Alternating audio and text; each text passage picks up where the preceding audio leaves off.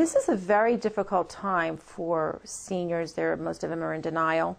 They don't realize that they really do need the help. They push off the help. And it's really the adult children who are understanding the needs of their parents. So the adult children are working, and most of them are sandwich generation kids. They have children at home that they're still caring for, and they're worrying about their parents, and they're working full time. So they don't want to have to worry whether the person is getting to their appointments on time, whether the right nursing care is coming into the home. They want to know that there is this company, this person, this individual that is going to really take care of their parents. And there is such a trust issue here, and it's scary. And most seniors do not want strangers in their home. I mean, I think that's the biggest challenge.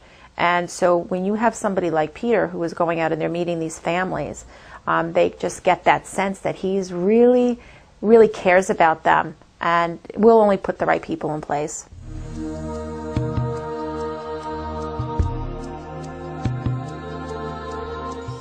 They were very, very good to me, and I was very satisfied. I was very impressed with these girls. I couldn't have gotten anyone better.